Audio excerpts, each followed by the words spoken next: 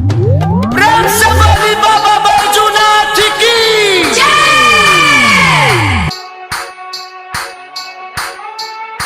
Recording by Jeevan music. हो लेके जलबा बांधा कंवरिया, हो लेके जलबा बांधा कंवरिया, आ बोल बम बोलत रहा हो, आतब घर झूमत चला हो, आ बोल बम बोलत रहा हो, आतब घर झूमत चला हो। लेके जलबा बांधा कंवरिया, हो लेके जलबा बांधा कंवरिया, आ बोल बम बोलत रहा हो, आतब घर झूमत चला हो, आ बोल बम बोलत रहा हो, आतब घर झूमत चला हो। म्यूजिक बाय आरके एनके राजा।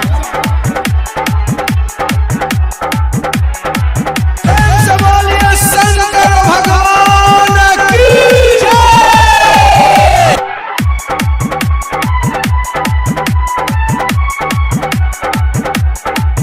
जे बाबा के शरण में आई, जे बाबा के शरण में आई, ओकर दुख बाबा हर पाई, कर दुख बाबा हर पाई। जे बाबा के शरण में आई, ओकर दुख बाबा हर पाई। कवनो संकट ना आई, जे बाबा के साथ रह पाई। हो लेके जलबा बांध कंवरिया, हो लेके जलबा बांध कंवरिया, आ बोल बम बोलत रहा हो, आतब घर झूमत चला हो, आ बोल बम बोलत रहा हो, आतब घर झूमत चला हो। म्यूजिक बाय आरके एनके राजा।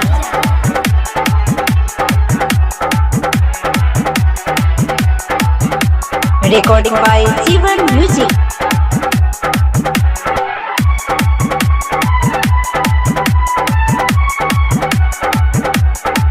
सुल्तानगंज जलवा लैली हा, सुल्तानगंज जलवा लैली हा, पंडा जी से पूजा करैली, पंडा जी से पूजा करैली हा। सुल्तानगंज जलवा लैली हा, पंडा जी से पूजा करैली हा।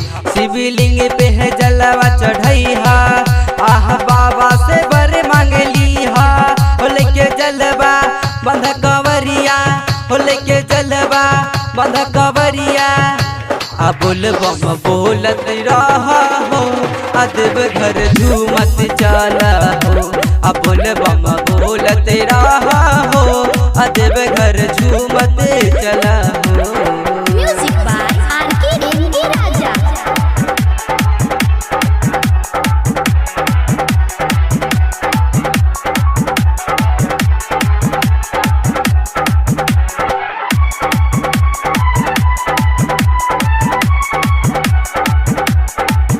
कांवरिया पे दया बाबा करता, कांवरिया पे दया बाबा करता बे, देख झूम के सहबी नाचता बे, देख झूम के सहबी नाचता बे।